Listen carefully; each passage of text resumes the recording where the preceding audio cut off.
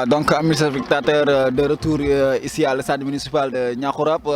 On va assister à la deuxième rencontre qui va opposer à l'ASC Tout-Puissant Diamono à l'ASC Djubo. Donc l'ASC Djubo, je pense que ça sera le remake du dernier match de groupe de l'année dernière qui avait terminé par 2 buts partout.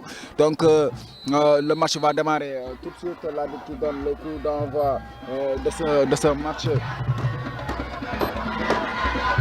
Attention, ballon pour l'ASC Djubo dans la surface.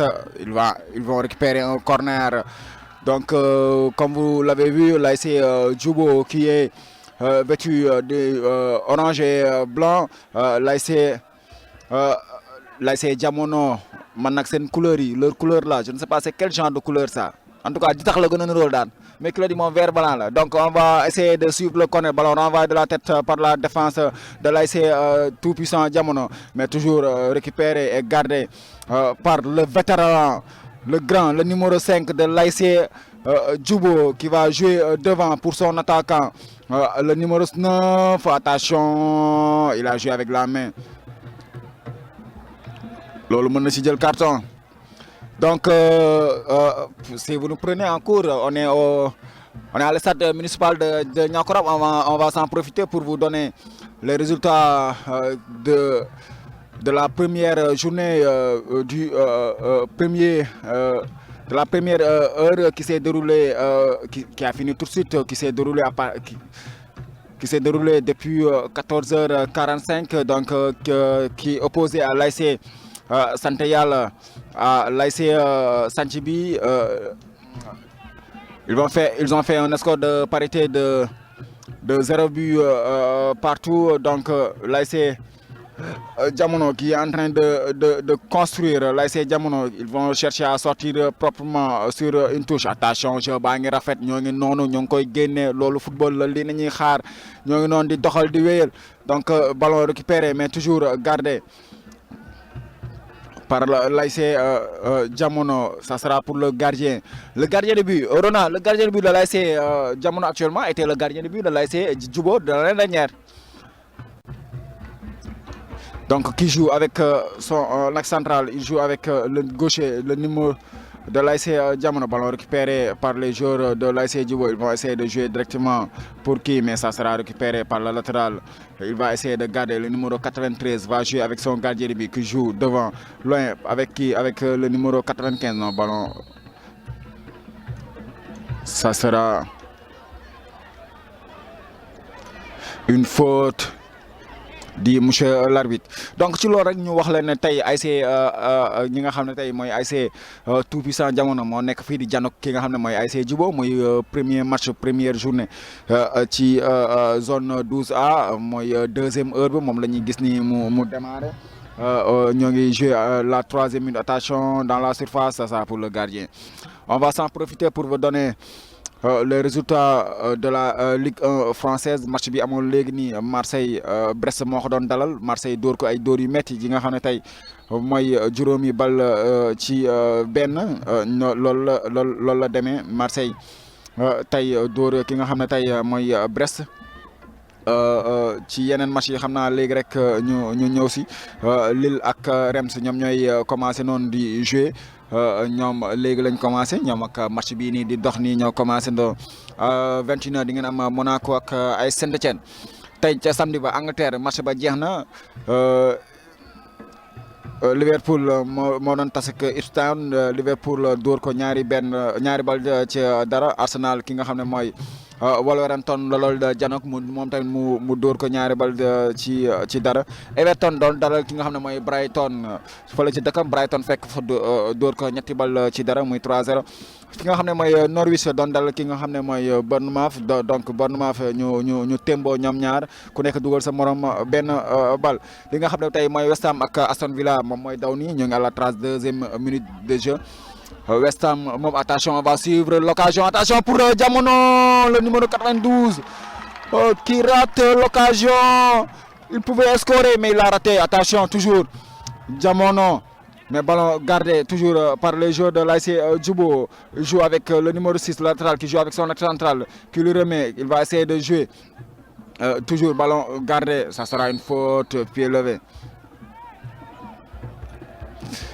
donc Aston Villa ak West Ham ñoom ñooy laal Aston Villa moom moo mënee gum benn bal ca dara loolu noonu Liga espagnol ñoo ngi noonu Espagne waa Espagne Osasuna ak Leganés ñoom ñoo ngi joué presque 4e minute de jeu attention ballon rapidement joué le numéro 95 de l'AS Jamono qui essaie de jouer dans la surface il entre dans la surface il va centrer pour qui ça sera attention le numéro 92 il était seul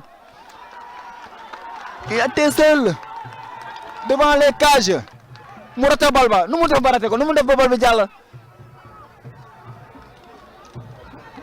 Jamono dafa mel ni dafa àndaale dafa bëgg a teel a jeexal match bi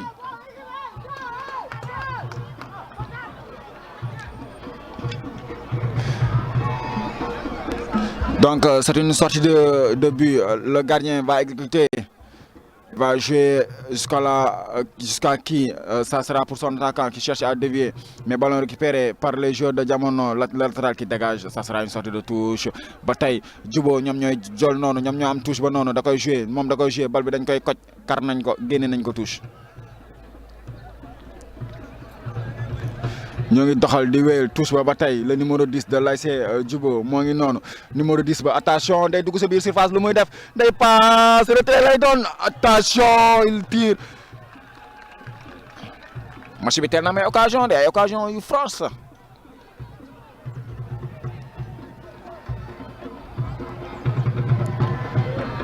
on voit le coach de l'AS Jamono qui est en train de discuter attention ballon récupéré dans la surface Jubo day door lu mu def dugal na ko Jubo toj na kaaya à la 6e minute de jeu l'AS Jubo qui ouvre le score sur une mauvaise transmission de l'axe central de l'AS Jamono dafa perte bal ba da ko doon passe waajeeg scof bal ba dem yóbbu jàkkaarloo góol ba door premier poteau bal ba kaaya tijjeeku na 1-0 pour l'AS Jubo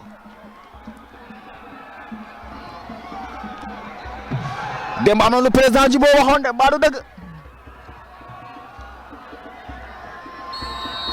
ayca ñu doxal l'arbitre ballon toujours pour l'AS Jamono ballon récupéré perdu par Jamono toujours à la position de l'AS Jubo ñoo ngi noonu dañ koy wéyal Jubo Jamono jëlaat na bal ba ñoo ngi essayé di jouer benn ak benn mais déedéet waa Jubo nee nañ kaay leen ñu ñooy football teg nañ waa Jamono attention ballon récupéré Jamono ça sera une sortie de touche.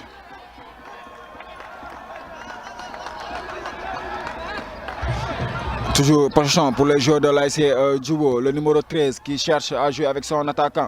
Oui, ça sera renvoyé de la tête par la défense de l'AS Jamono, mais toujours en possession pour l'AS Jamono. Jamono ñoom ñooy jël noonu perte nañ bal ba y a un joueur à terre arbitre ba nee nañ arrêté jeu ba am na kenn ku nekk ci suuf.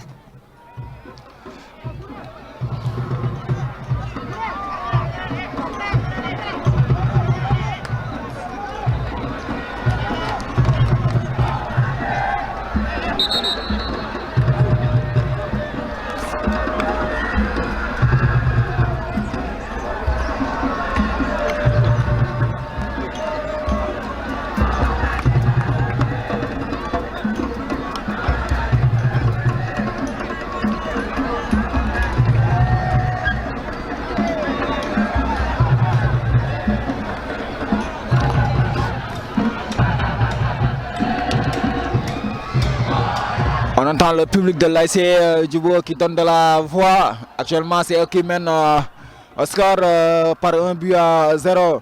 But marqué par le numéro 9 à la 6e minute de jeu suite à une perte de balle du capitaine de l'AS Jamono. Donc le jeu va reprendre.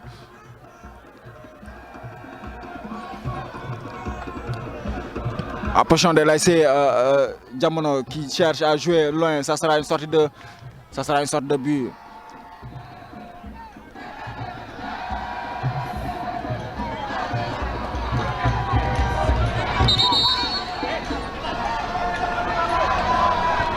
Ballon joué, le gardien qui joue avec son axe central, qui va jouer long vers qui ça sera pour son attaquant qui essaie de conserver, mais il perd la balle.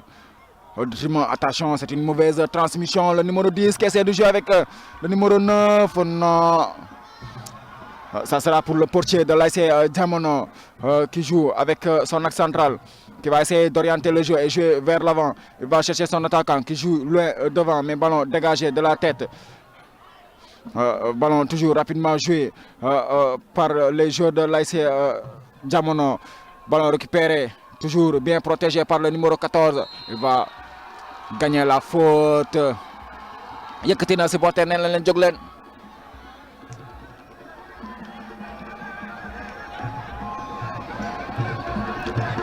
L'expérimenté, le numéro 5 de l'ASC Djibo va exécuter la balle arrêtée. Donc il va jouer long devant pour qui? Ça sera pour qui? Ça sera pour la tête d'un défenseur de l'ASC Jamono. Il va essayer de jouer en profondeur, mais ballon intercepté. Toujours gardé par l'ASC Djibo. Attention, qui joue avec le numéro 9.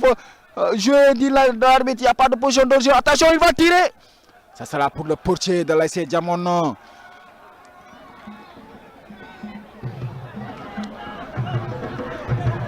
Ah, Djibo mi ma gis tey Djibo dañ ko àndaale. Toujours ballon en possession des joueurs de l'ASC Jamono. Attention, c'est une mauvaise transmission dans la défense. Ballon récupéré, ça sera heureusement ils vont récupérer une faute. Heureusement pour l'ASC Jamono qui sont en train de ballon joué. Toujours, ça sera pour qui? Pour la attention, la balle, est-ce que ça va sortir? Non, ballon récupéré par le numéro 93, le latéral qui va centrer. Ça sera.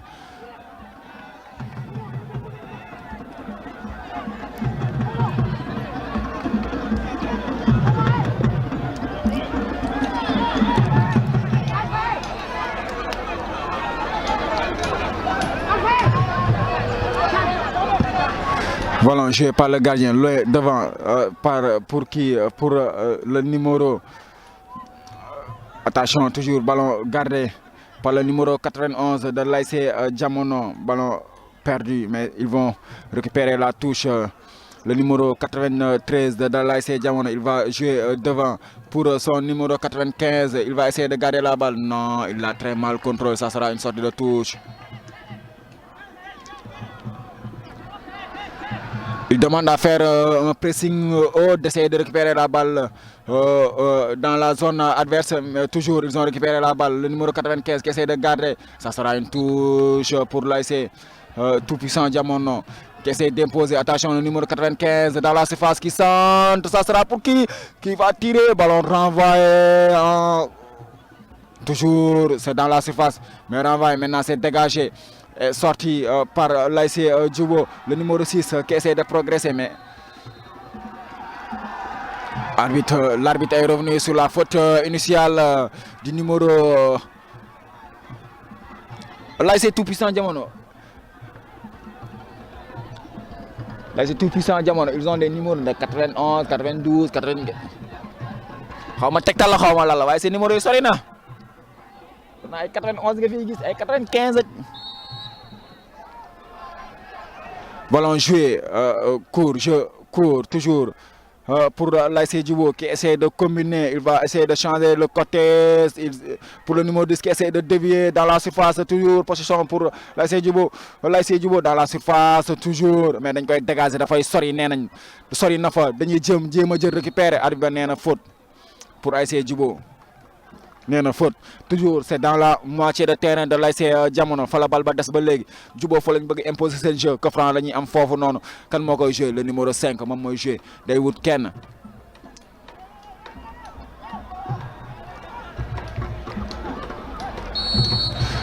Il va jouer pour le numéro 10. Attention, le deuxième but marqué à la 13e minute de jeu, 14e minute de jeu. 2-0, but marqué par le numéro 10 de l'ASC Djibo sur une très belle passe du numéro 5, l'expérimenté aussi. Kooku ñëpp ko xam Papo. 2-0 Jamono. Runa 15 minutes matagul ñaari bi dugg na. Ah.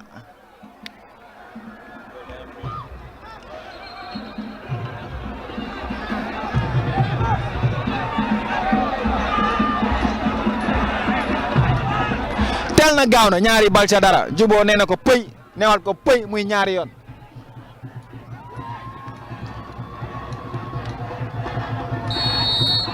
acca ñu ñëw ñu doxalaat encore jamono moo yor noonu bal ba joué waan nañ ñu ngi wut di essayer doxal ñoo ngi noonu dañ koy perte gars yi dañoo teg pressing haut dañ koy jëliwaat at ba nee na loxo la ko joué faute la teel na ñaari bi ca dara Djibo mu am 2 buts jamono amagul dara ñoo ngi noonu jamono mu am faute da koy joué seen da ngay dégagé bal ba baaxul dégagement renvoyé nañ ko delloo nañ ko seen zone dañuy gis ne joueur Djibo yi dañuy def pressing ci nga xam ne mooy le porteur du ballon dañ koy jël da koy récupérer moo ngi noonu le numéro 10 génne na ko touche jamono ñoo ngi essayer de jouer rapidement ma ba tey waa Djibo ñoom ñooy jël gardien bi moom nee na ko kaay attention gaañu na dafa def faux pas moom numéro 5 bi l'expérimenté Papo actuellement il se tord de douleur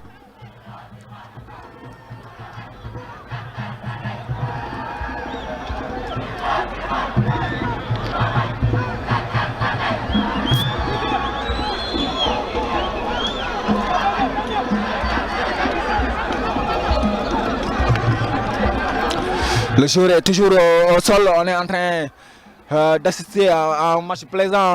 Actuellement 2-0 pour l'ASC Djibo dans les 15 premières minutes. Ils ont pu scorer 2 fois. Le premier but a été marqué à la 4e minute de jeu par le numéro 9 suite à une interception d'une passe du capitaine de l'ASC Jamono, le numéro 99, qui a fait une mauvaise transmission par l'interception. Le numéro 9 a pu ajuster le gardien de l'ASC Jamono suite à un coup franc de l'ASC Djibo. Le numéro 5 qui se tord actuellement de douleur suite à un faux pas dans sa surface. On pense qu'il va céder sa place. Il se tord actuellement de douleur. Je pense que même il s'est blessé au niveau des articulations, soit au niveau du genou ou bien au niveau de la cheville. Actuellement, nous avons le numéro 10 sur une passe du numéro 5 qui marque le deuxième but de l'ASC Djibo à la 14e minute de jeu. Nous avons le gardien meilleur bal bi ASC Djibo day dégager ca kanam lay don pour attaquant numéro 9 ba mooy day dévier mais da ngay ñëwaat ci bopp ki nga xam ne mooy numéro ASC Tout Puissant Jamono ñoo ngi noonu di doxal ballon récupéré par la latéral qui essaie de jouer avec son numéro 92 qui lui remet la balle. Il essaie d'élaborer, ça sera une sorte de touche pour l'ASC Jamono.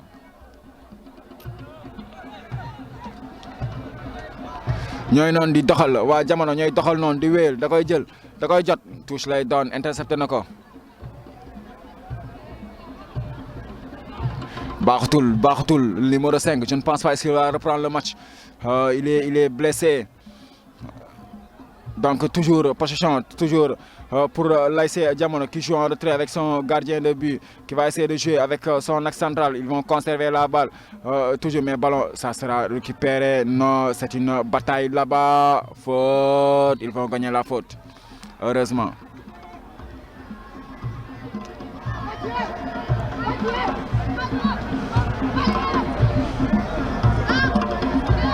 Nous avons ASC Jamono mooy doxal moo ngi wéel ballon récupéré très joli tacle arbitre lu mu wax faute la wax.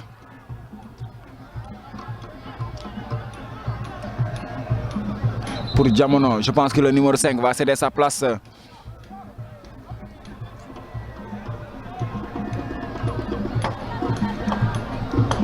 Le numéro 5 va céder sa place. Ils vont faire un changement.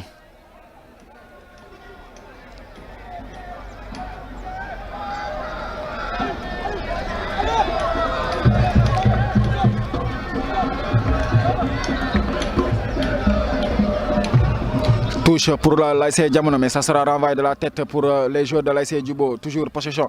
L'ASC Jamono, l'ASC Djibo n'ont pas communiqué, mais ballon toujours gardé par le numéro 17, récupéré, mais toujours récupéré par les oranges et blancs. L'ASC Djibo il cherchait de jouer en profondeur mais ballon intercepté récupéré dañoo barré foofu noonu baaraat dañ ko tegal pris en tenaille toujours possession pour l'ASC Jamono ballon renvoyé bousculade arbitre loolu la wax nee na coup franc la pour l'ASC Jamono ñoo ngi noonu ci moitié wu terrain l'ASC Djibo ñoo ngi noonu di wéyal à la 20e minute de jeu ñoo ngi noonu léegi ñu xàcc première mi-temps bi l'ASC Djibo moo mëneegum ñaari bal ca dara ba tey soo fekkee yéen ngi ñuy soog a ñëw di seetaan si sur la TP TV la chaîne qui vous allume suñu moomeel mooy télé TP TV télé askan wi fa ngay mën a seetaanee lépp lu xew ci biir commune bi li xew ci biir commune li xew sax ci li bokk ci commune bi ñoom ñoo la koy jox lii mooy TP TV ànd ak li nga xam ne tey moom mooy waa zone 12A ñuy wéyal toujours di doxal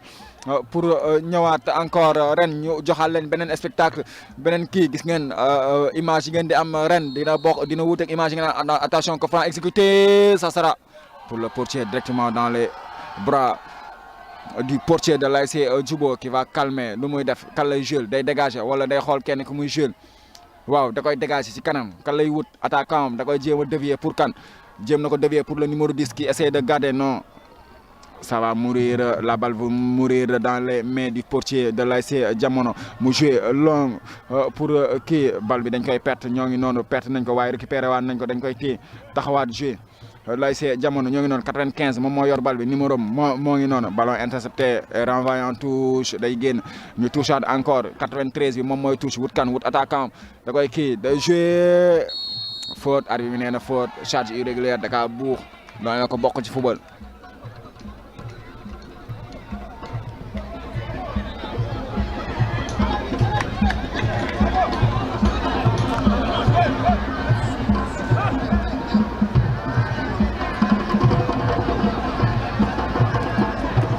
ñu joué ñoo ngi noonu ñoom ñooy wéyal noonu le numéro 2 qui joue devant mais ballon récupéré mais rapidement perdu par les joueurs de Jamono en possession des joueurs de l'ASC Djibo qui essaie de construire le jeu attention dans la surface nee na ko faute numéro 10 ba ay numéro 10 ba numéro 9 Djibo bi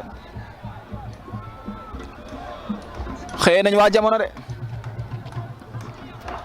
sur le banc je vois le numéro 96 Lay Payan mooy noonu toog borom Sokone borom Apex jóg na dem échauffement acca toujours waa Jamono ñooy wéyal noonu bëgg a fubal waaye bal ba jël nañ ko waa Djibo jëlaan nañ bal ba waa Djibo jëlaan nañ bal ba numéro 10 ba attention laksa arbitre ba nee na faute su sifflé wul woon faute numéro 10 ba kaay la am ñu ngi continuer di wéyal di doxal Jamono moo yor ballon ba noonu dañ koy jouer numéro 93 bi day wut attaquant am dañuy doxal numéro 2 ba dégagé na pour loolu Djibo waa Djibo ñoo dégagé noonu dégagé nañ sori na moo ngi ci rond central ba day dugal bopp waaw nee na ko andi kaay dañ koy wàccee ay lu mu tiré faute nee na faute Djibo moom da kaa buux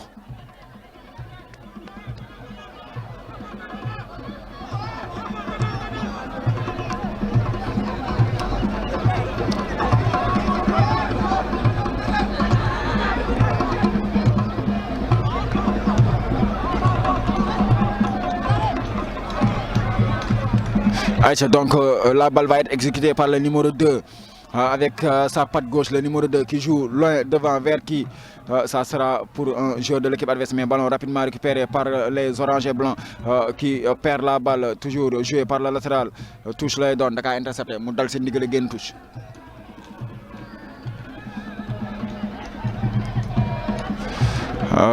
Toujours ballon en possession, on voit le numéro 5 qui est au sol. Je pense qu'il va céder sa place. Hein. Le numéro 5 de l'ASC Djibo va céder sa place suite à une blessure.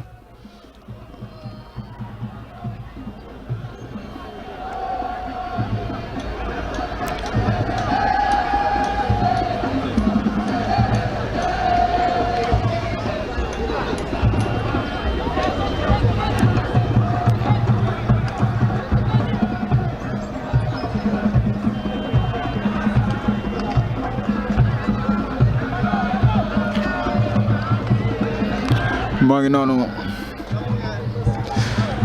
noonu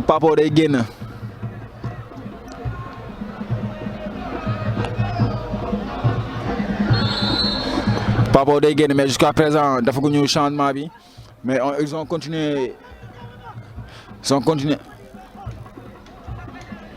Ils ont continué à jouer. Attention, c'est pour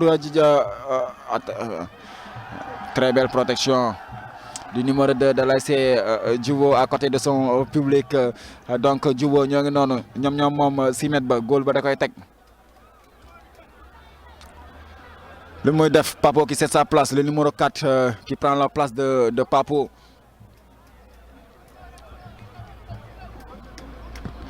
Ballon dégagé par le gardien mais récupéré par le milieu de terrain de l'ASC Diamono. Ils vont essayer de garder la balle.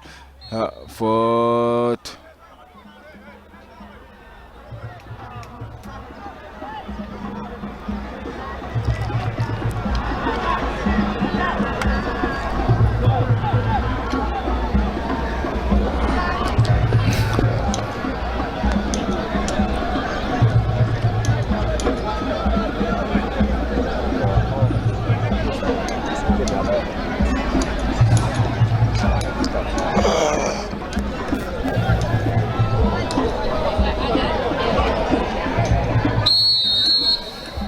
Le jeu va reprendre. Le numéro 2 qui joue devant vers son numéro 9. Attention, ça sera pour le numéro 9 qui dévie pour le numéro 10. Attention, le troisième but. Le troisième but. À la 26e minute de jeu, le numéro 10 qui met un doublé. C'est le troisième but de l'ASC Djubo. À la 26e minute de jeu. Djubo dugalan na.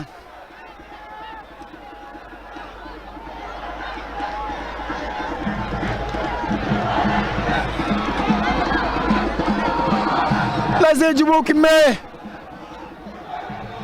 se met déjà à l'abri. 3-0 premier mi-temps.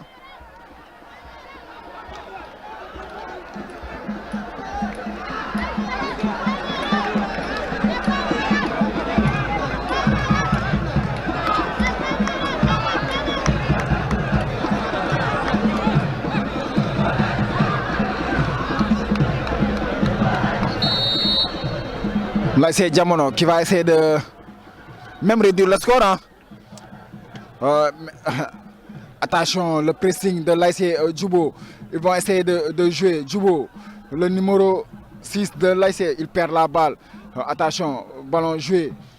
Toujours en profondeur pour le numéro 95. Qu'est-ce qu'il va faire? Est-ce qu'il va centrer? Non, le 91, il centre. Ça sera renvoyé par la défense de l'ASC Djubo. Mais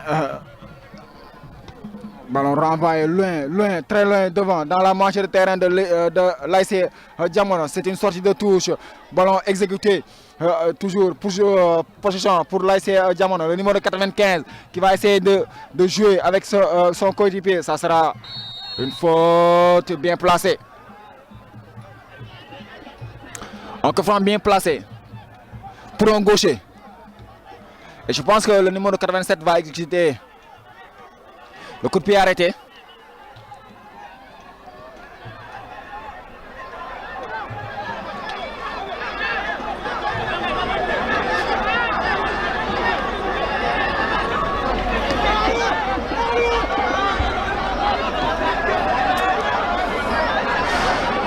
Le coup franc va être exécuté par le numéro 87 de l'ASC Diamono avec son pied gauche. Donc le numéro 87, qu'est-ce qu'il va faire? Il va tirer directement. Ça passe loin hors du cadre. Si vous nous prenez en cours, 3-0 pour l'ASC Djubo. Nous avons ñett Diamono am dara.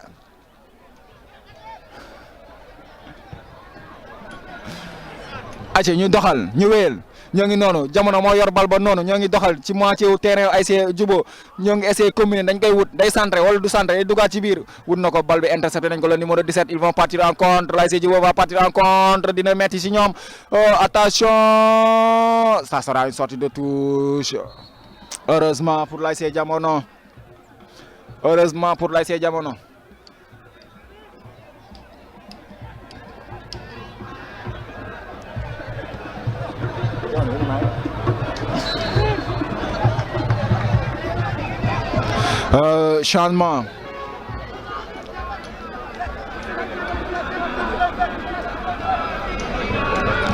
Le numéro 87 va céder sa place.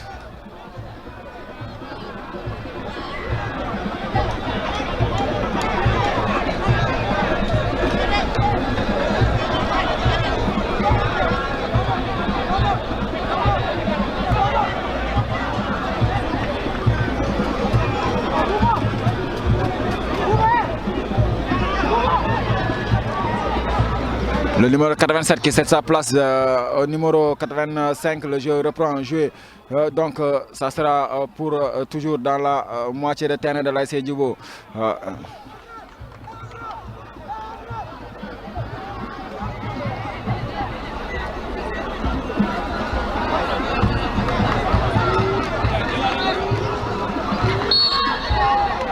Faute pour l'ASC Jamono.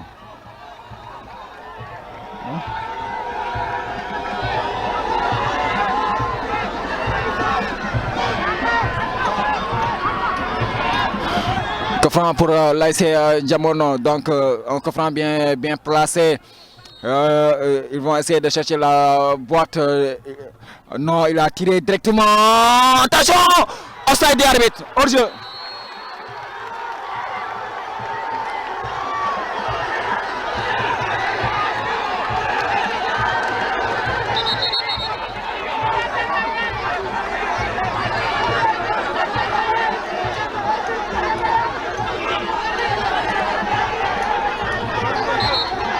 Le gardien est au sol.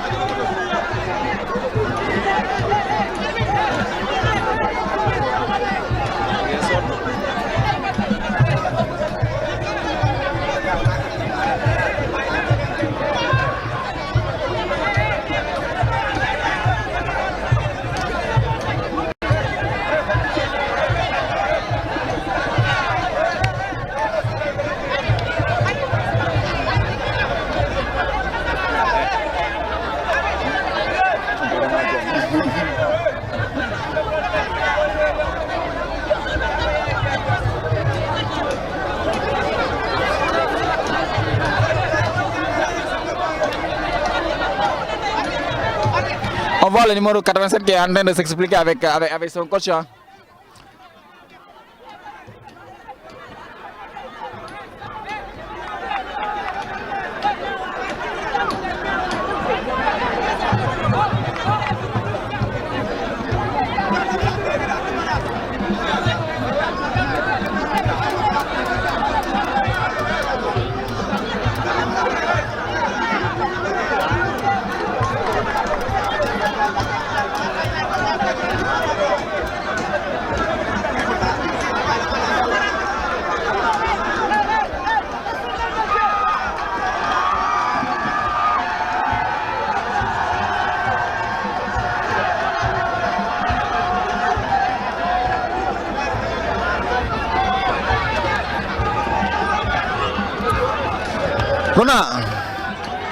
Tel bari na de.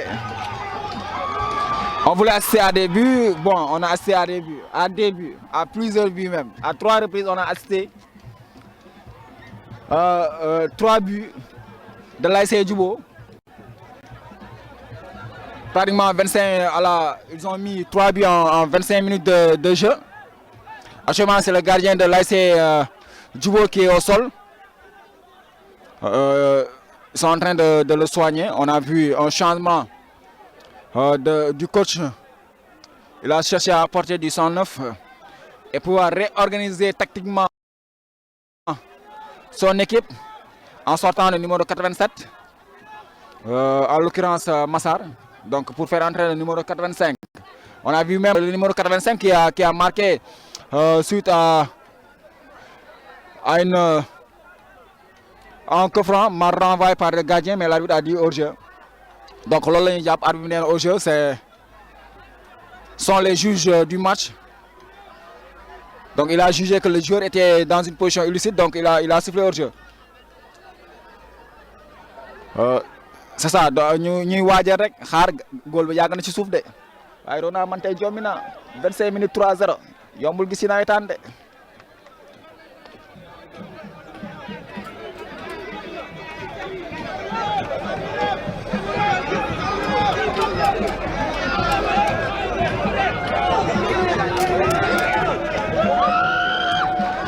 On voit les supporters de l'ASC Jamono qui s'acharnent sur l'arbitre, hein. Carrément, moi je arrive dara.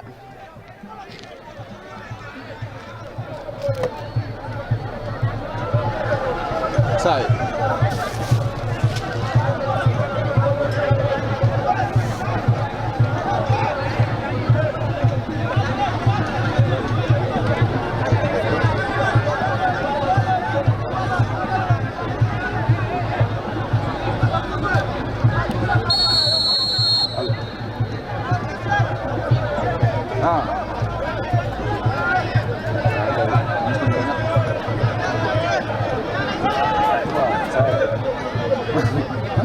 Mai tôi thì nào tiếp vào này thế.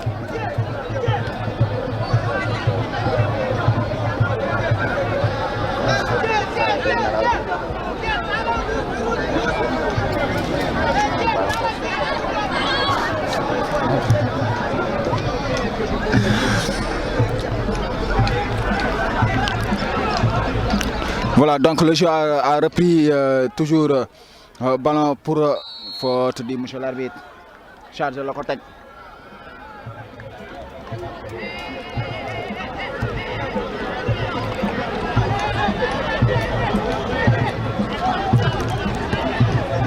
Ballon rapidement joué dans la surface, ça sera pour qui? Pour le portier.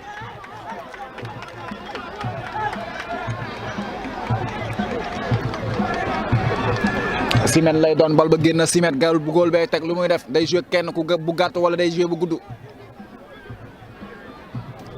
Il a demandé aux ex-centraux de resserrer, il va jouer long devant pour qui? Ça sera pour qui? Ça sera pour qui? Pour l'adversaire, mais renvoie, mal renvoie, toujours ballon gardé par les oranges et blancs. Là c'est Djubo, ñoo ngi noonu di doxal wéer numéro 15 ba jëm na ko ruuxal non pour ak central ba da koy jël ak centralu Jamono da koy jël bal ba day génn touche génne na ko touche.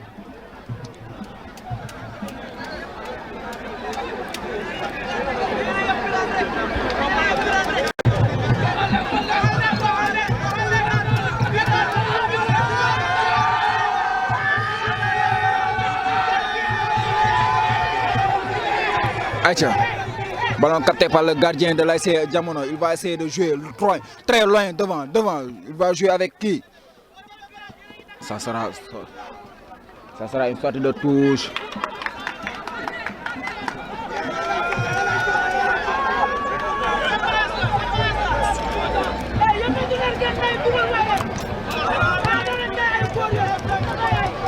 Attention, ballon pour le numéro 9 de l'ASC.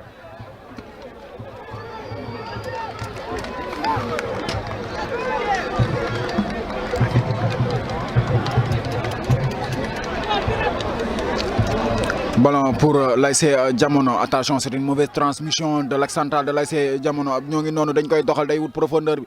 Le numéro 8 dans la surface, il va jouer avec qui? Ça sera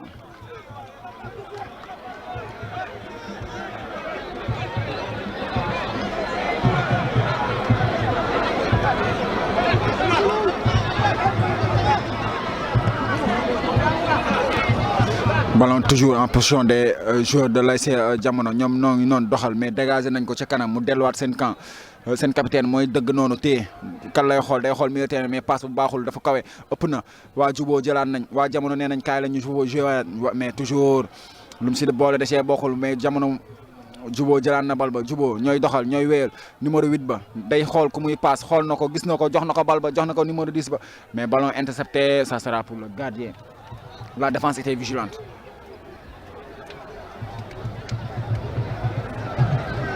Jamono ngi doxal noonu c'est latéral bi mooy wéy pour dem yóbbu ci kanam c'est le nouveau entrant le numéro 85 day dem mu ngi ci kanam contrôle ba baaxul conduite de balle ba.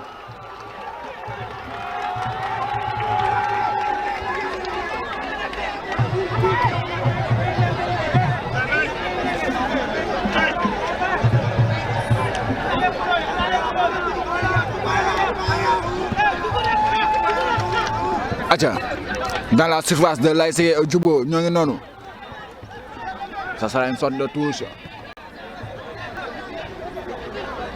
dañ koy jouer rapidement mais ballon bi waa Djubo jël nañu récupéré waat nañ joué na numéro 6 bi kan lay wut day jéem a xool day jéem a tourner siggi xool ci kan lay joué non ballon récupéré par l'ASC Jamono du yàgg seen tànk ñoo ngi noonu numéro 10 ba ak numéro 9 ba numéro 10 ba moo jël bal ba noonu di wut numéro 10 ba waay roulade à la Zidane waaye Zidane yeewu na tey Zidane ñëw na ñaa ko rab aje ñu doxal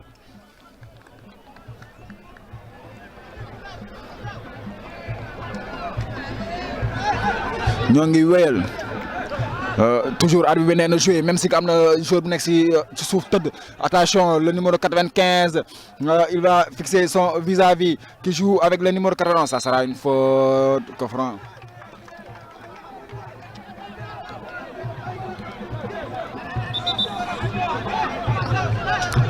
L'arbitre va prendre les nouvelles du joueur au sol le numéro 6 de l'ASC Djubo est au sol ñoo ngi noonu gis ASC Darou Salam di dox di dugg si. waa Darou Salam di dox di ñëw ñoom ñoo war a jouer 3e heure ba Darou Salam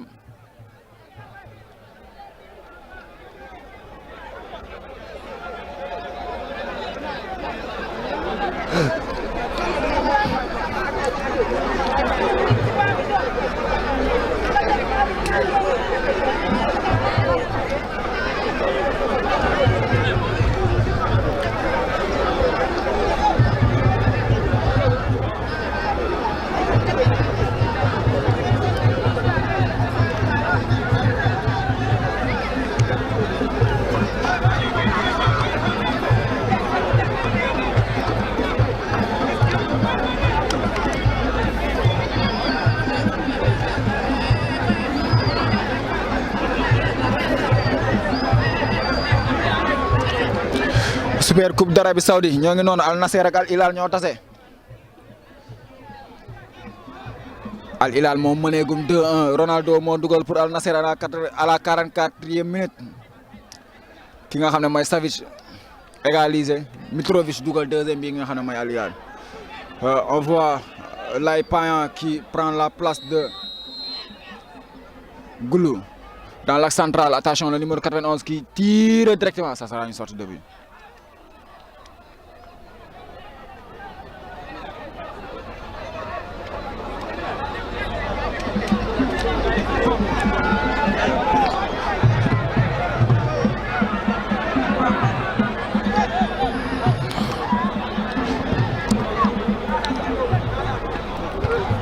Ballon renvoyé de la tête, attention dans la défense, ça sera mal dégagé, mais ça sera pour le portier. Intelligemment, jël na bal ba garder ko téye waa Djubo ñoo yor ballon bi noonu ba tey ñooy wéyal di doxal. ñooy doxal gardien mu joué na dégagé na ca kaw pour kàll pour 91 Djubo Jamono ñoo ngi noonu ñoo wéy le nouveau entrant lay qui dévie pour son ça sera un coup franc. Arbitre loolu la wax coup franc la wax. On joue la 42e minute de jeu, bientôt la 43e.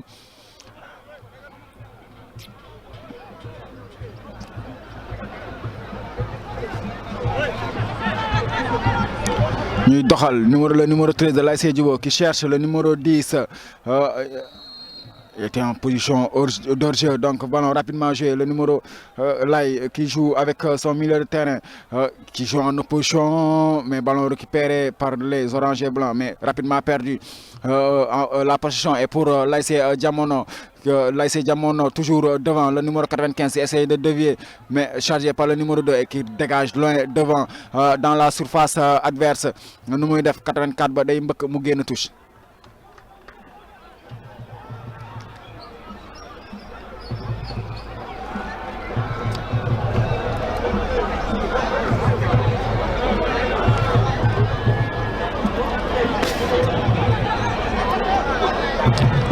ayca ñu doxal encore toujours Djubo moo yor bal ba day génn wala du génnul toujours position Jamono ñoom ñoom moom noonu intelligemment il a frappé sur son adversaire il va récupérer la touche maa ngi seen noonu Pape Faye borom zone de tir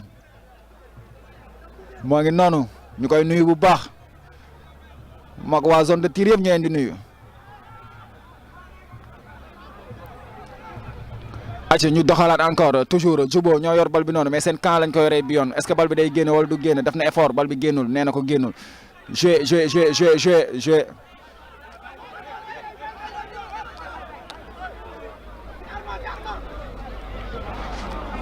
acca ballon baa ngi noonu dañ koy doxal jamono jëlaat na bal ba waaye Jubo cipewaat nañ bal ba le numéro 17 qui joue en profondeur ça sera pour qui pour le numéro 10 ñu récupérer ko da koy récupérer nu muy def day essayer de jouer ak keneen jox na ko 91 ba 91 joué na ak coéquipier bal ba récupérer nañ ko toujours jamono mooy téye bal ba tey dañuy jéem a doxal di wéyal pour jéem a teg seen football ñoo ngi noonu joué nañ ci benn axe central bi wut na kan attaquant bi axe central bi la doon wut waaye bal bi intercepté nañ ko récupérer nañ ko Jubo moo téye noonu di football.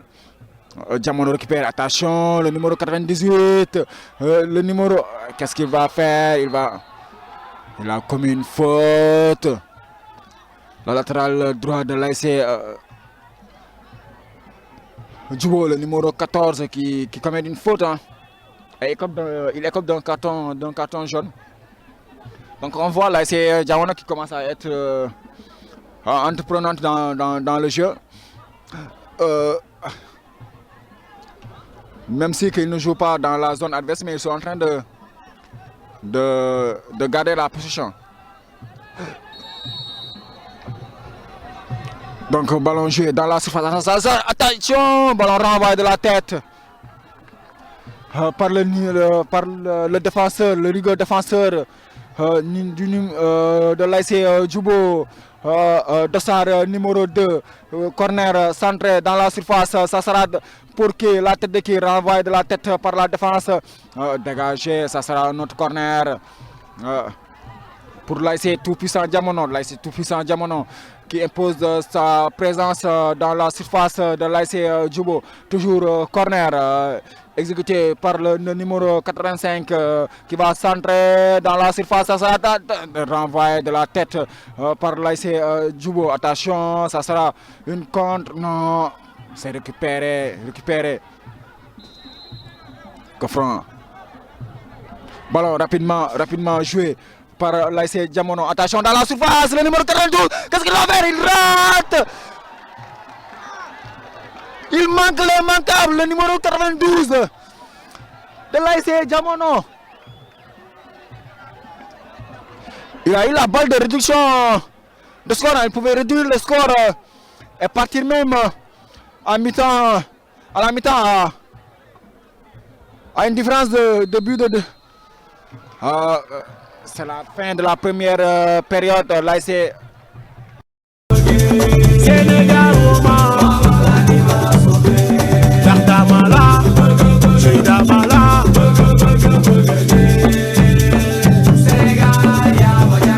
Sénégal way naa la am nga yërmande Sénégal way naa la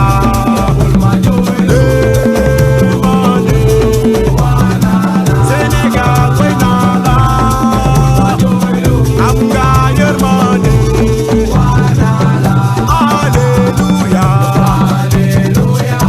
Alléluia Alléluia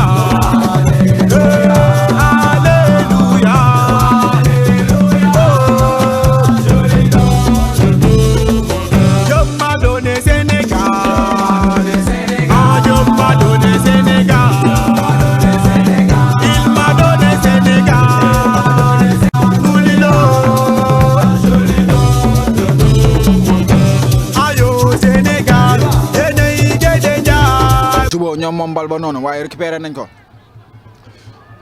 Diamono jël noonu tuus ba kan moo ko moom Diamono moo ko moom ñoom ñooy doxal ñoom ñooy wéyal joué nañ le numéro 85 qui joue attention bien joué par le latéral de l'ASC Diamono qui essaie de non ça sera une sorte de touche dit monsieur l'arbitre ñoo noonu doxal ci kaw ligne bi rek la ñuy joué moo tax touche yu bëri.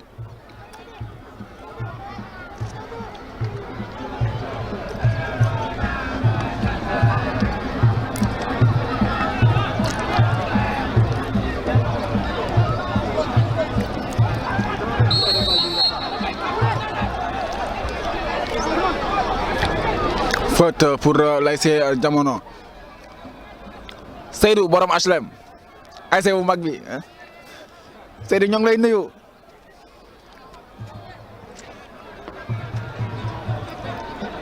donc Rona gars yi démb waxoon nee nañ waxoon nañ ko de waa Djibo président waxoon na ko de donc pour la troisième rencontre ça sera l'ASC Darou Salam 1 contre l'ASC Deggo du Lac donc loolu mooy troisième rencontre bi ñu war a am fii nii ci stade municipal bu Niakoulrab donc le numéro 83 qui va exécuter le coup franc, ballon renvoyé de la tête par le numéro 2 toujours dans la surface, ballon récupéré par le numéro 9 de l'ASC Djibo, toujours il cherche son coéquipier, oui il l'a trouvé, il joue avec lui, il a joué en profondeur, attention à une touche, il a trouvé son attaquant, l'arbitre a dit hors-jeu. Hors-jeu. Nous avons joué rapidement pour le numéro 98 qui joue avec qui? Le numéro 85 qui va jouer avec le numéro 91. Ballon toujours. Regardez, non, c'est mal négocié. Passe au Bahoul. Il faut revoir.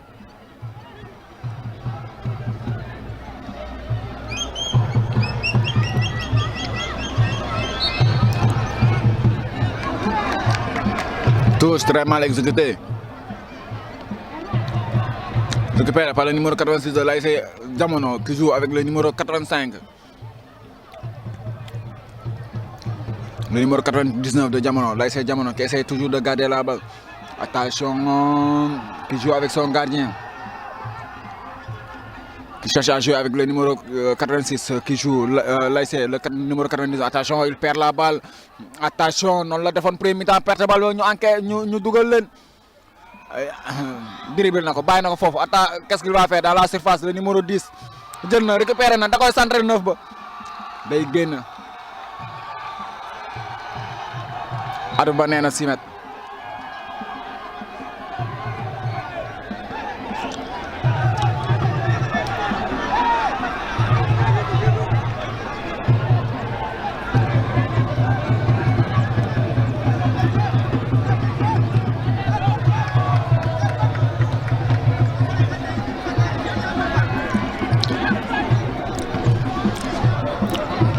ballon dans l'entre-jeu, toujours en possession des joueurs de l'ASC Jamono qui jouent en retrait avec leur gardien.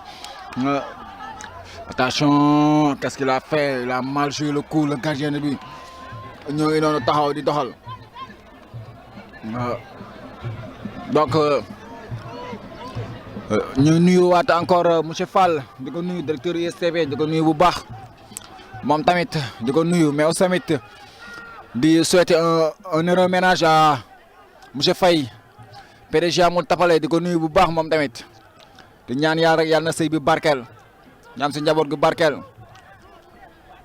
Voilà, ballon joué, ça sera un corner pour l'ASC Djibo. Mal compréhension foofu.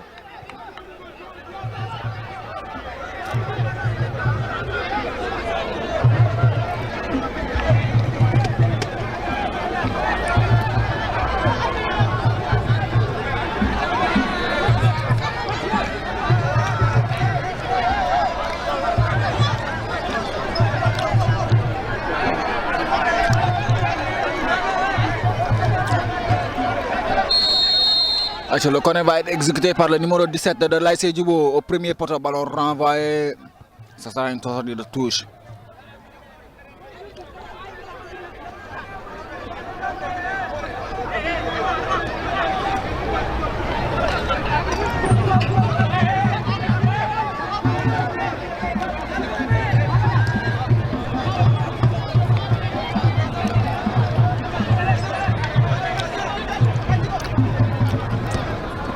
Ballon joué, gardé, ballon récupéré par l'ASC Djibo, le numéro 8.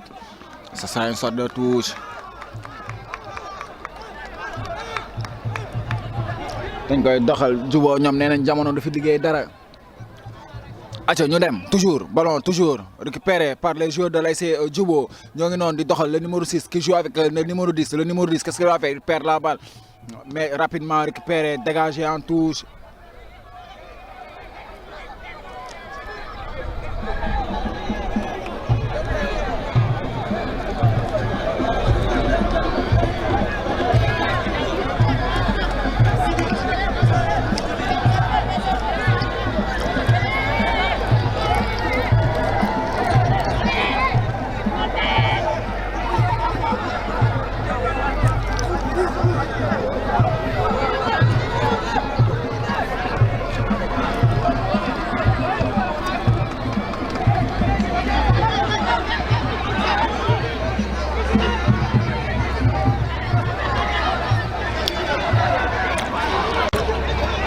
Ballon toujours joué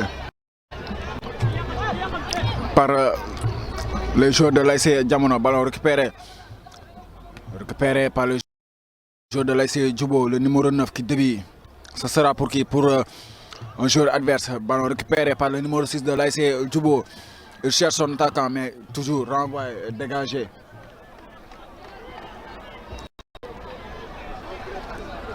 ñoo ngi noonu.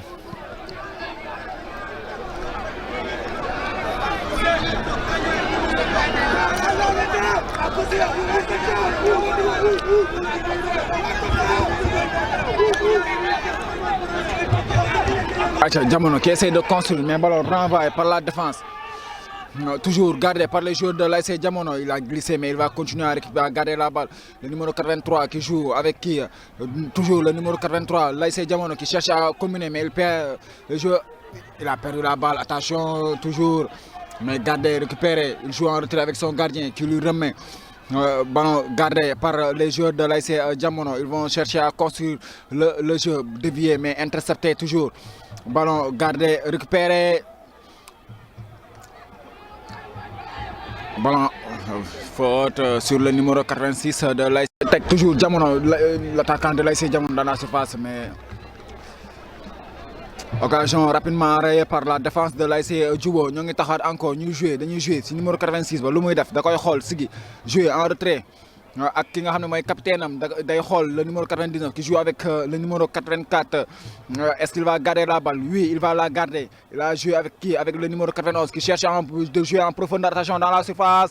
Ballon dégagé par le numéro 2. Ça sera un dégagement qui va finir par être une passe, mais récupéré par le numéro 91 de l'ASC Diamono qui cherche à centrer.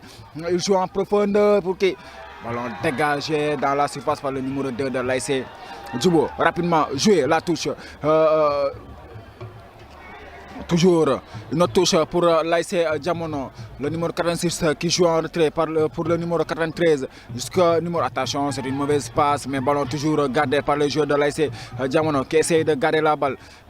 Il a trébuché sur la balle. Ballon récupéré par l'ASC Djubo qui essaie de jouer loin pour être dans la zone adverse. Mais ballon récupéré par le numéro 18 de l'ASC Diamono qui cherche son coéquipier. Il a fini par le trouver. Le numéro 93 en l'occurrence qui joue avec son axe central, qui essaie de progresser, qui joue avec son latéral, qui cherche à jouer en profondeur, mais ballon intercepté et dégagé, mais récupéré toujours par les joueurs de l'ASC Diamono qui gardent la balle. Est-ce qu'il va la garder? Faute dit monsieur l'arbitre, c'est une charge irrégulière.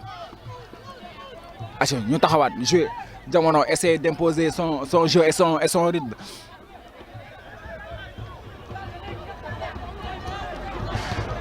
Jouer le numéro 91 qui essaie de jouer avec le numéro 85. Ballon récupéré mais rapidement perdu par les joueurs de Djubo. Ballon récupéré, attention en profondeur, le numéro 85.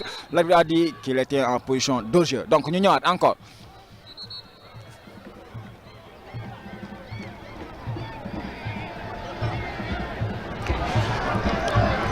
Un changement. Le numéro 94 va faire son entrée en jeu, qui va céder sa place.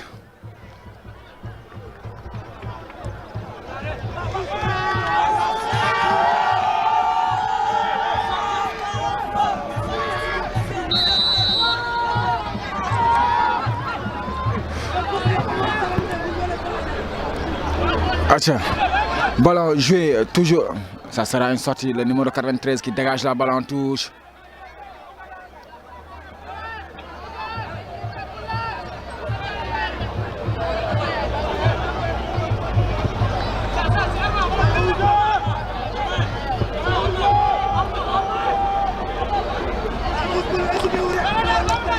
Ballon joué, le numéro 13 qui va centrer dans la surface, mais ça c'est dégagé par la défense de l'ASC Diamono. Attache, ballon joué toujours de l'autre côté, le numéro 96 qui essaie d'alerter son coéquipier. Il va récupérer la balle, le numéro 86.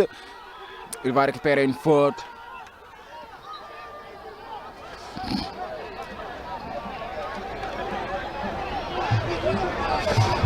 Il y a quelqu'un qui écope de carton jaune, c'est qui? Amna coup de faute.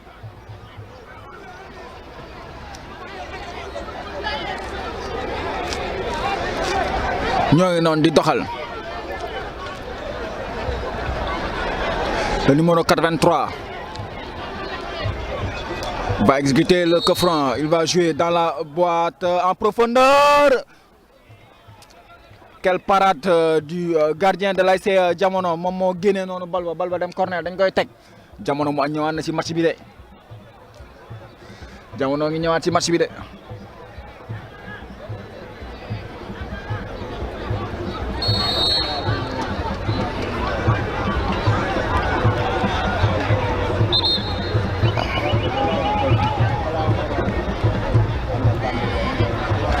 Nous jouons corner exécuté, ça sera au deuxième poteau de la tête, mais c'est sorti, c'est une sortie de but.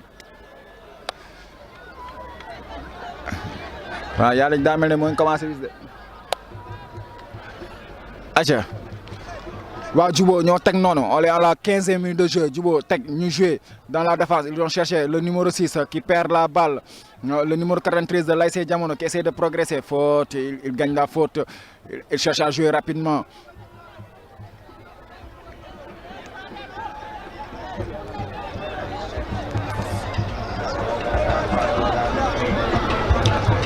Jouer le numéro 93 qui centre dans la boîte. Ça sera pour qui? Pour la défense adverse, mais ballon récupéré par le numéro 94, le nouveau entrant. Qu'est-ce qu'il va faire? Il va jouer en retrait par le numéro 86 qui joue lui aussi en retrait pour le numéro 98. Est-ce qu'il va perdre la balle? Non, il va essayer de jouer avec le numéro 86. Est-ce qu'il va centrer? Non, il va essayer d'entrer dans la surface. Il va centrer. Attention, c'est un ballon récupéré toujours par les joueurs de l'ASC Jamono, le numéro 85 qui perd la balle. L'arbitre a dit rien. Joué, dit monsieur l'arbitre, encore. Ballon joué. Toujours, ballon renvoyé de la tête. Par la défense de l'ASC Jamono, mais il le perd toujours. Non. Défenseur dañu am problème appui dañuy glisser ñoom ñëpp.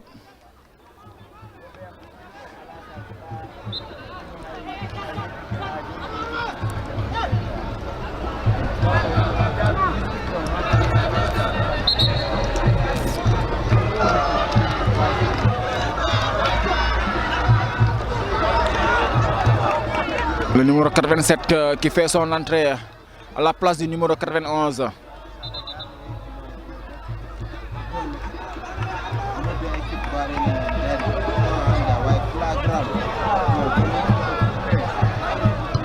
Ballon pour les joueurs de l'ASC Djubo. Attention. Voilà, ça sera pour le gardien. Il va jouer directement avec le numéro 86 qui a fait une bonne entrée. Le numéro 86 de l'ASC Jamono. Ils vont jouer en retrait avec leur capitaine, le numéro 99 qui va jouer long devant. Non, ça sera pour le milieu de terrain de l'ASC Djubo, le numéro 13 qui essaie de jouer avec le numéro 17. Mais ballon intercepté par le numéro 98 qui essaie de garder, qui joue avec le nouveau entrant, le numéro 87 qui change de côté carrément vers le numéro 93 qui garde la balle. Qui cherche un coéquipier. Est-ce qu'il va centrer? Oui, il va centrer dans la surface. Ballon renvoyé de la tête par la défense de l'ASC Djubo, le numéro 86. Qu'est-ce qu'il va faire? Il va chercher le numéro 87. Le numéro 87 toujours qui garde là, qui essaie de centrer, mais toujours possession pour l'ASC Jamono dans la moitié de terrain de l'ASC Djubo. L'ASC Jamono toujours, il essaie de garder, il essaie de construire. Qu'est-ce qu'il va... Attention, toujours ballon joué, le numéro 93 qui cherche un coéquipier. Il l'a trouvé, il gagne la faute du numéro 8 sur le numéro 84 de l'ASC Jamono.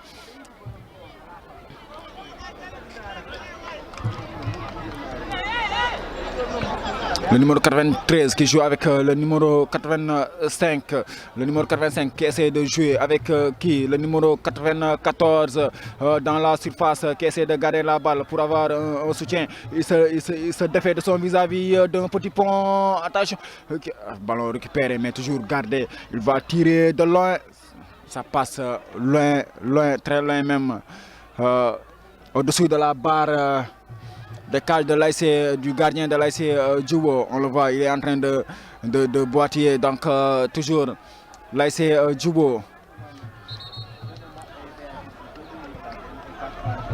Je dis monsieur l'arbitre, donc ballon renvoyé toujours de la tête, gardé, toujours renvoyé dans la moitié du terrain de l'ASC Djubo, toujours ballon gardé par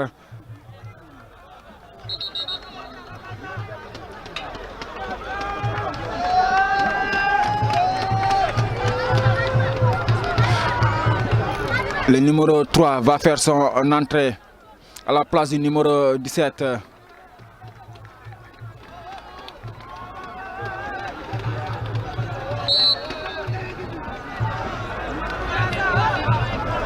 Le numéro 3, l'ancien sociétaire de l'ASC Diamono, lui aussi. Donc, ballon toujours gardé par le numéro 86, perdu, récupéré. Ils vont jouer avec le numéro 3, mais il a très mal contrôlé son ballon. Ballon gardé par le numéro 90 de l'ASC Diamono, qui est en train de faire son match actuellement. Il est en train de réguler le jeu de l'ASC, Diamono. Changement aussi. Le numéro 18 de l'ASC Djubo va faire son entrée à la place de qui va céder sa place.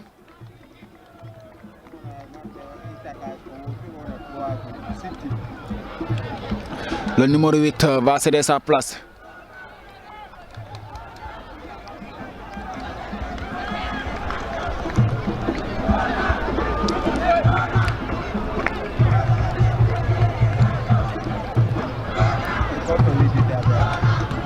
On entend les supporters de l'ASC Djubo qui sont en train de chambrer le gardien de but de l'ASC Diamono qui était le gardien de l'année dernière, mais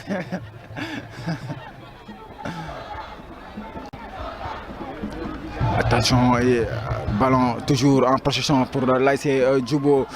Dañuy doxal wéyal perte na bal ba numéro 84 Diamono moo koy jël xool kenn jox ko 96 bi kan lay jox da koy jox kan day jouer en profondeur pour 94 ba moo ngay doxal moo ngi jàkkaarloo ak moom da koy dindi wala du ko dindi day xaar soutien ñëw pour ñu mën a continuer garder bal bi. Attention, bien défendu, le numéro 2 de l'ASC Djubo qui est en train de faire un excellent match. Le numéro 2 moo ngi noonu moo fa nekkaat moo fa dégager waat bal bi mais soriwul surface ba dañ koy dégager ak bopp ñu des fa ba tey. waa Jamono ñooy téye noonu 84 bi mooy tam day xool kan ya day dóor dafa sori.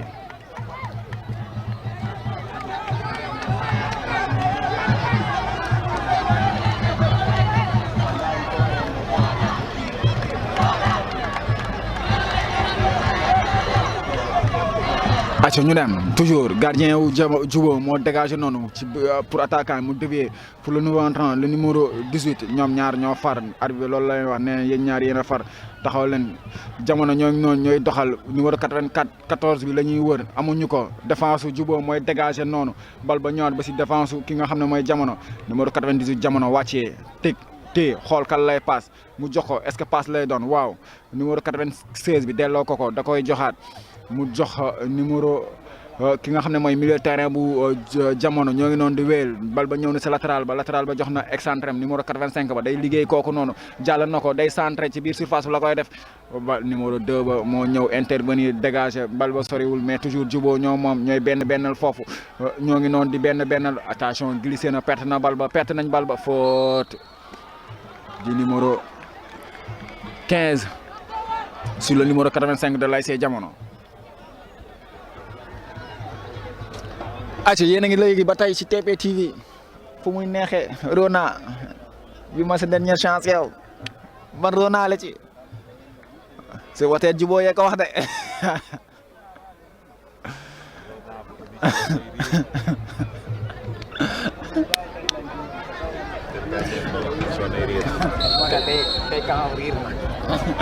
acca ñu dem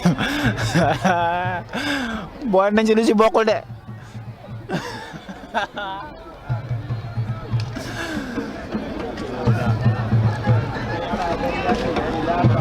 acca ñu dem Djubo moo nekk noonu gardien ba dégagé na mais dafa sori 96 u ASC Diamono moom mooy téye latéral ba joué na ak si benn milieu terrain excentré bi dañoo permettre ñoom ñaar 85 ba 94 mais toujours Diamono mooy wéyal moo téye bal ba noonu instant yi Djubo moo gis tul bal Diamono mooy wéyal di bennal dañ koy bennal ba gis lu ñu xam.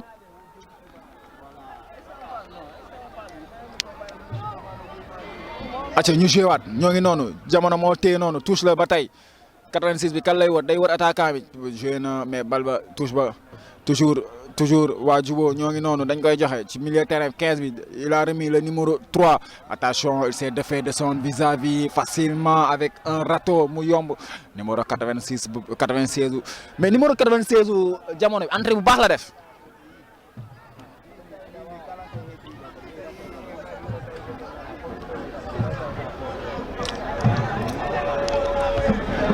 acca ba tey Djibo moom touche ba tey ñoom ñoo koy moom ñoom ñooy weel numéro 6 ba mooy dem jëli noonu temps yëpp la jël c'est parce que match bi li si des bëreetul nice numéro 23 ba ñoo ngi noonu touche na ko day téye ñuy jéem a doxal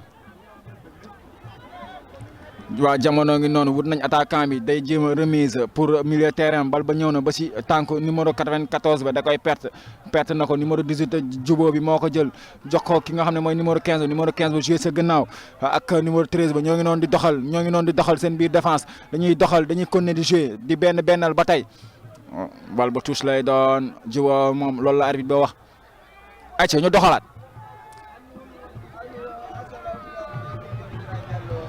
ayca waa Djibo ngi noonu jamono touche lay doonaat encore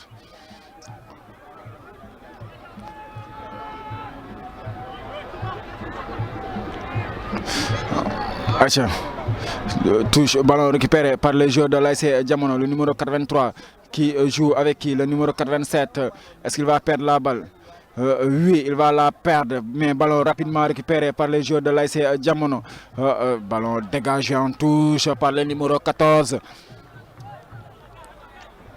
de l'ASC Djibo gis nañ leen seen taxawaay ñoom défensivement intérieur la ñuy défendre donc ballon bu ñëw dañ koy teel a intercepter pour mën a dégager mu génn loolu lañ koy doxalee. acca ñu dem numéro 9 bi qui récupère la balle attention le numéro 9 dans la surface qu'est-ce qu'il va faire? Il va frapper.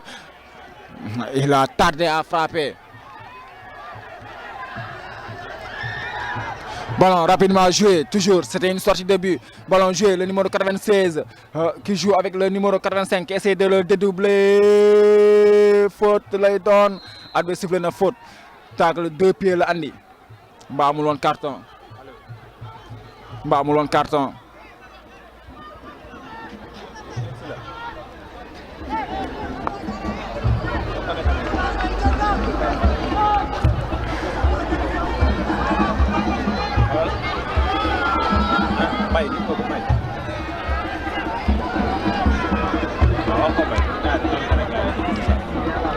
Aïcha ñu doxal wéyal ñu dem ASC Jamono moo am coup franc ba noonu coup de pied arrêté pour l'ASC Jamono ça sera dans la surface renvoyé non ballon dévié ça sera une sortie de but pour l'ASC Djibo ñoom ñooy moom loolu.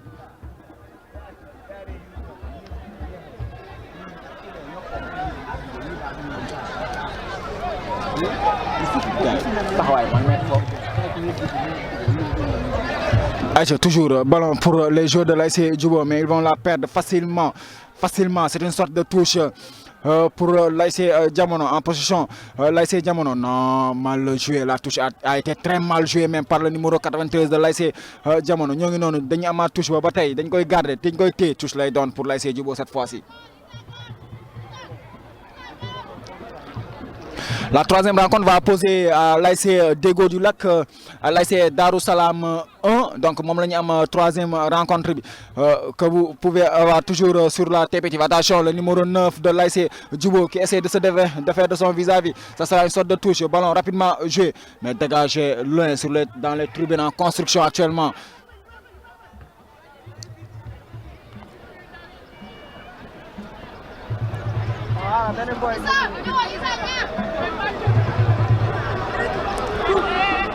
Le numéro 14 de l'ASC Djibo qui joue dans la surface, mais ballon dégagé, récupéré par les joueurs de l'ASC tout-puissant Jamono, le numéro 85 qui cherche son coéquipier, il va jouer loin devant. Ça sera pour son attaquant, le numéro 92 qui joue avec le numéro 87 qui essaie de progresser avec la balle, qui joue en profondeur pour le numéro 92. Attention, belle défense du numéro 2 de l'ASC Djibo, numéro 2.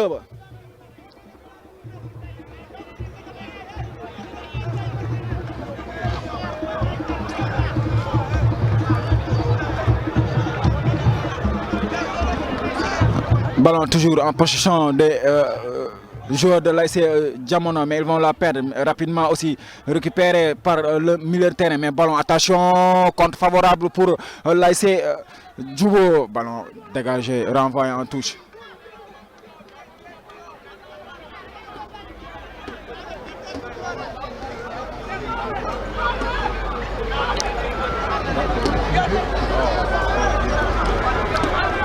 Touche pour l'ASC Djibo. Le numéro 14 va remettre la balle en jeu. Ça sera une faute du numéro 10 sur le numéro 93 de l'ASC Tout-Puissant Jamono. Atia ñu doxal ñu wéel.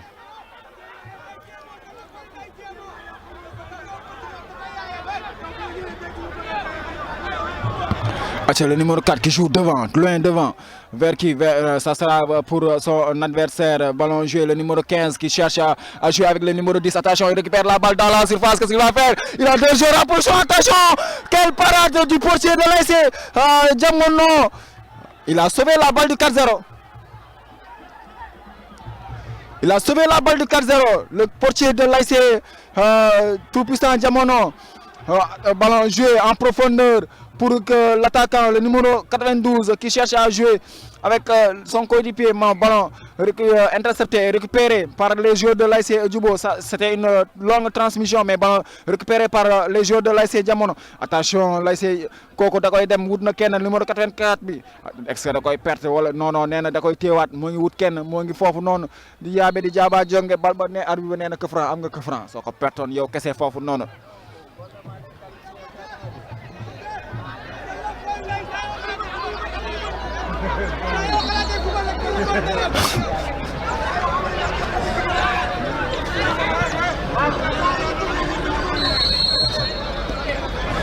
Cafran joué par le numéro 87 de l'ASC Jamono. Attention, c'est loin, loin, loin même au-dessus des cages.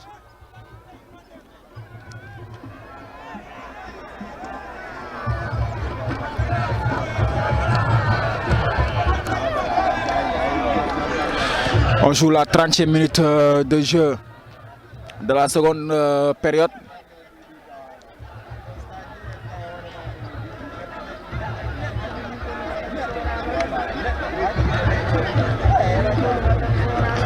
Ballon joué dans la surface pour le numéro 94. L'arbitre ne dit rien. Attention, il tire.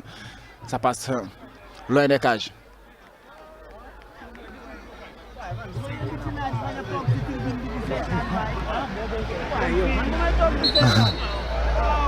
Ce sera une remise en jeu.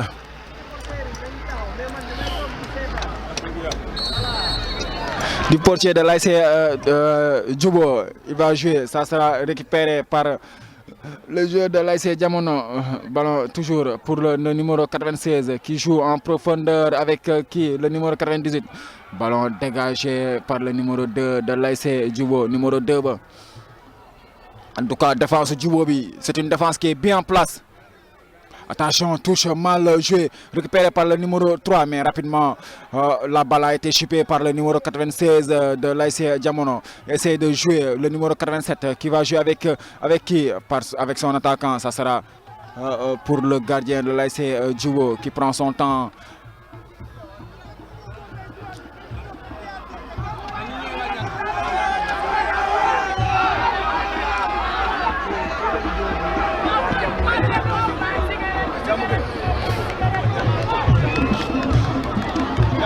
Acha ñu joué bal baa ngi noonu dañuy doxal di wéyal ñoo ngi noonu waa Jamono ñoo yor bal ba noonu dañuy changer côté bi ne défenseur ba da koy jëlaat noonu mbëkk pour kan pour coéquipier am day jéem a dem ca kanam la jëm day ca kanam la jëm le numéro 10 ca kanam la jëm day temporiser xaar coéquipier am le numéro 15 moo ngi noonu day foo dañuy foo ak ñoom nee nañ dañuy foo ak ñoom ñoo ngi noonu di jouer benn ak benn foo tamee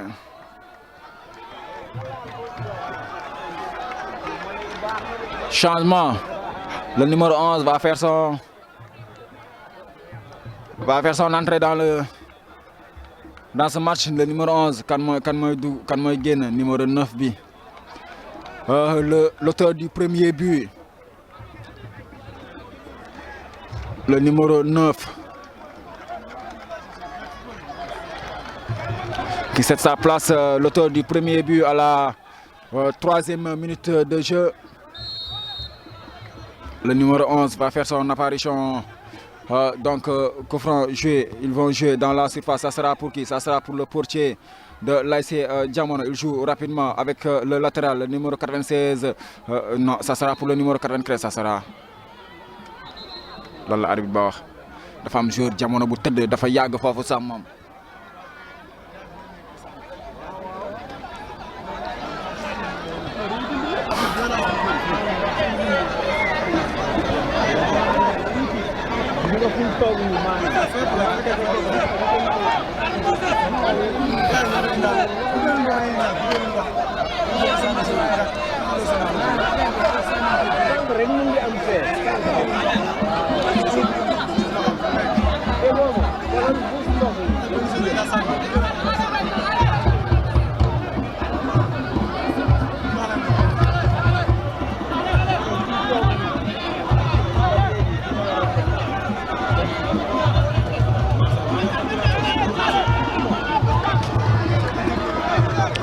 On a un joueur de l'ASC Jamono qui est au sol.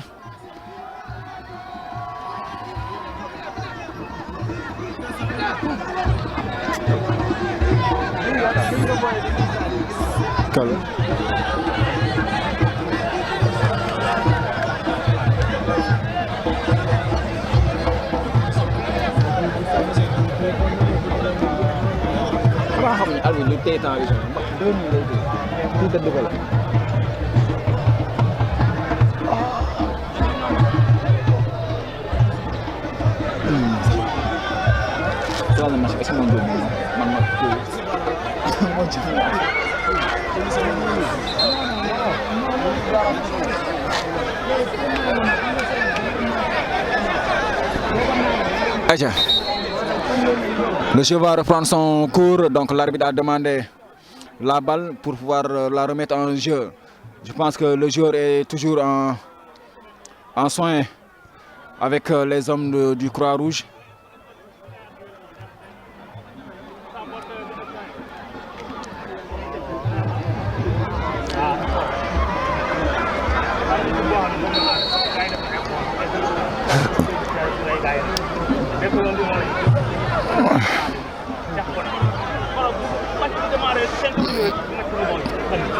Bon, toujours pour les joueurs de l'ASC Jamono, attention, il perd la balle. L'ASC Djubo, attention, toujours le numéro 15 qui essaie de garder. Le numéro 15, qu'est-ce qu'il va faire? Il va jouer une 2, toujours. Le numéro 15, toujours avec le numéro 10, il va centrer dans la surface. Ballon mal négocié, mais toujours le numéro 18 qui est de l'ASC Djubo aux abords de la surface, mais il perd la balle toujours. Le numéro 96 qui essaie de passer devant, qui joue avec le numéro 94, qui essaie de jouer avec son attaquant. Ballon récupéré par le numéro 2 de l'ASC Djubo. Nous avons day fo ak mom. Day jël jox na gardien bi joué na ak milieu terrain le numéro 13 day xaar nee na ko kaay ñu dem nañ football keneen mooy ñëw joué nekk ak latéralam da koy xool kan lay latéral bi moo ngi xool kan lay joué day perte bal ba moom numéro 94 ba jël ko bu Jamono moo ngi noonu numéro 2 bi le numéro 2 vient faire le ménage carrément raxas na foofu yëpp.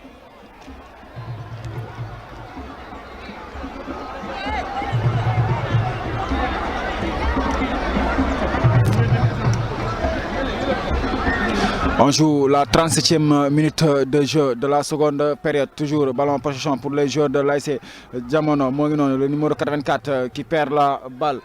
ñuy dox di wéyal ñooy waa Djubo ñoo yor léegi mais bal bi dañ koy perte waa Jamono yi jël ñu jouer ak gardien bi lu muy def day téye xool sigi xool jouer kan day jouer avec son capitaine le numéro 99 mu ñëw muy doxal. day sigi jox ko kan numéro 87 ci milieu terrain bi mu sigi xool mooy wut coéquipier bal ba da koy perte dafa yàgg si tànk mais am na chance dañ ko récupérer heureusement le numéro 83 qui joue avec le numéro 98 qui joue avec son numéro 96 en une touche le numéro 96 qui joue avec le numéro 94 attention le numéro 92 dans la surface il tire ça dans le petit filet.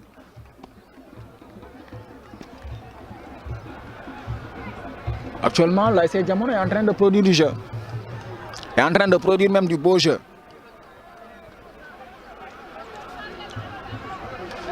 Toujours ballon en possession pour les joueurs de l'ASC Djubo.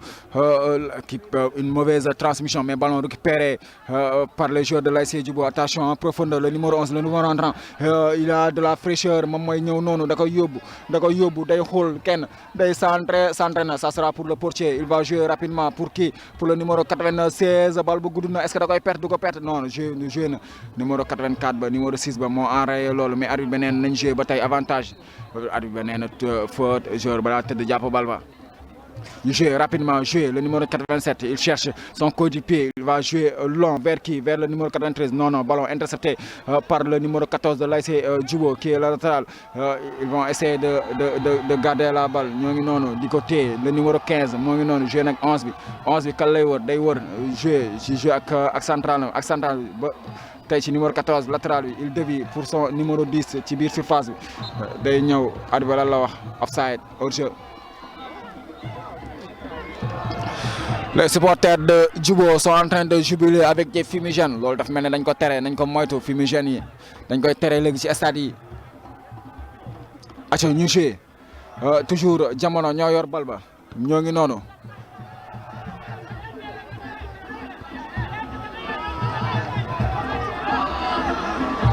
ñoo ngi noonu waa jamono ba tey ñooy wéyal di doxal ba tey ñoo ngi xool ci kan la ñuy jouer dañuy jouer de l'autre côté mais ballon intercepté et dégagé de la tête par le numéro 2 mais ça va aller dans les pieds le numéro 96 qui joue avec son portier de la tête, le portier qui joue avec son capitaine.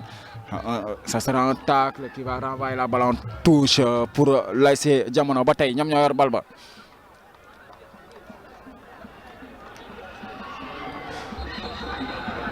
arbitre bi nee na ko pas yi ngay def dafa bëri taxawal.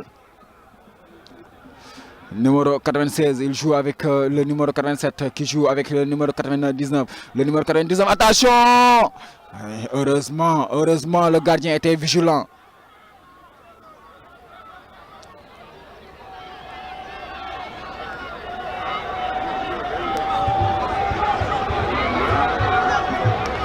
Le numéro 14 qui joue avec le numéro 13 de l'ASC Djubo. Possession pour l'ASC Djubo. Qu'est-ce qu'il va faire? Il va chercher son attaquant. Attention en profondeur.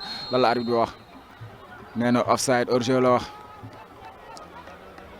dañ koy téye noonu taxaw wéyal numéro 83 mooy wéyal noonu jeu ba ci numéro 84 ba moo ngi noonu progressé ak bal ba di xool fan la war a jaar dagg ligne kase na ligne ba attention day joué ci biir surface bi gardien bee moom loolu passe ba daa gudd gardien bee ko moom da koy yóbbu ci biir surface am contrôle ba gudd na.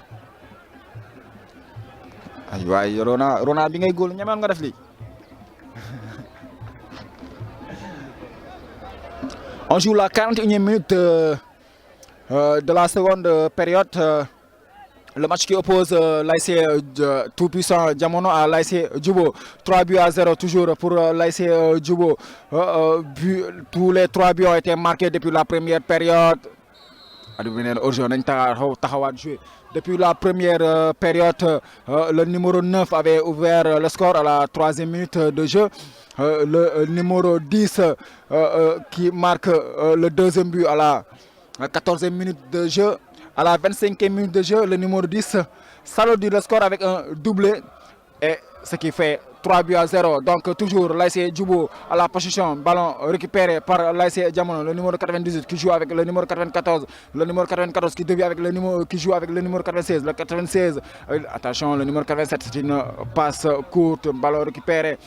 Toujours ñoo ngi noonu waa Jamono ñoo yoraat bal bi ñuy wéyal di doxal 94 baa ngi joué 96 lay joué 96 87 moom mooy joué 87 mu joué ba si 94 ñoo ngi doxal ci milieu de terrain ba day jéem a xool fu muy jaar amu ko waaw numéro 87 bi ñëw na en soutien mais jox nañ ko numéro 83 bi perte na bal ba nu muy def ak moom waa Djubo nee nañ kaay leen dugalatuñu dañuy calmer jeu bi.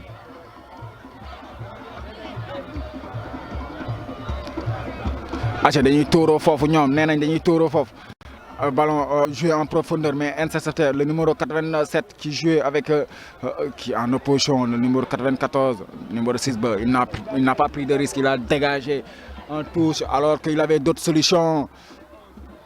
Le numéro 87 de l'ASC Jamono ñoo ngi noonu di doxal wéyal ñoo ngi noonu di wéyal 87 baa ngi wéyal ballon bi anamo da koy perte numéro 3 Jamono mooy Djubo moo yor bal ba noonu il progresse avec la balle essaie de jouer avec numéro 11 ba passe ba gis nañ ko dañ koy jëli gis nañ ko day protéger bal bi day protéger bal ba mu génn.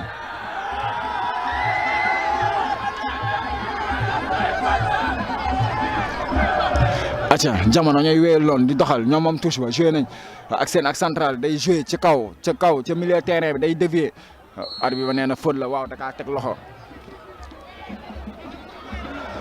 match bi li si des bëreetul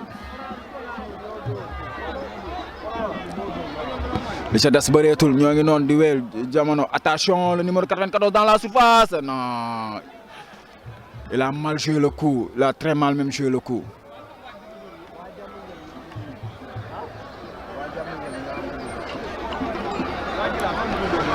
On voit un joueur de l'ASC Jamono. L'ASC Jamono, depuis pratiquement la 35e minute, il joue à 10 contre 11. Hein. C'est parce qu'ils ont un joueur blessé.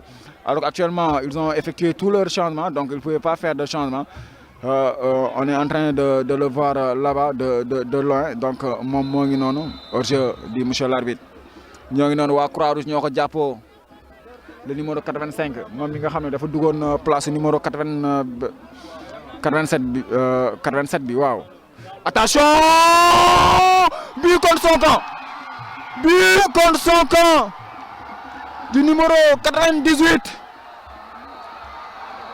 4-0 pratiquement une minute de la fin du temps réglementaire. l'ASC Djubo marque le 4e but, 2 buts contre son camp du numéro 98. Donc, nous avons 4-0 pour l'ASC Djubo.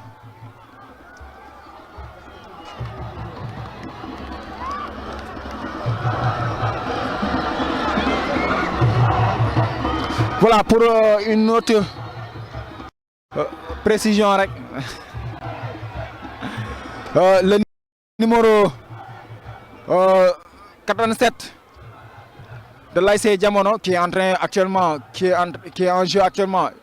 C'est pas sur le dossard, ils ont mis numéro 97, mais c'est numéro 17 au lieu de 97. Donc le numéro 97 de l'ASC Jamono était sorti depuis la première période. En l'occurrence,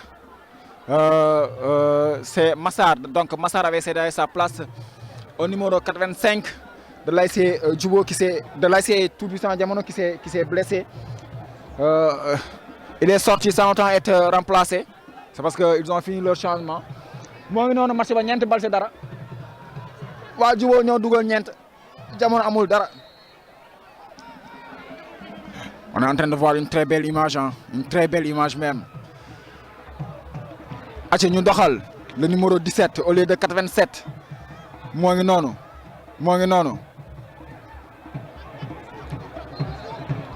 Arba néna touche Jamono mom lolu. On est dans le temps additionnel. Dans les dernières minutes de jeu. Jeexna arbitre ba sifflé na fin 4-0. Djubo ba l'ASC Tout-Puissant Jamono 4-0. Score inédit, hein? Djubo Dorna ASC Jamono ñenti bal ca dara. Donc le premier but a été marqué par le numéro 9 à la 3e minute de jeu, le deuxième but par le numéro 10 à la 14e minute de jeu, le troisième but par le numéro 10 encore qui met un doublé à la 25e minute de jeu. Le 4e but a été marqué contre son camp par le numéro 98 de l'ASC Tout-Puissant Jamono. Non la tëddee mbokk téléspectateurs yi, donc ñu dox xaar rek beneen match bi ñëw ñu xool lu ñu siy def acca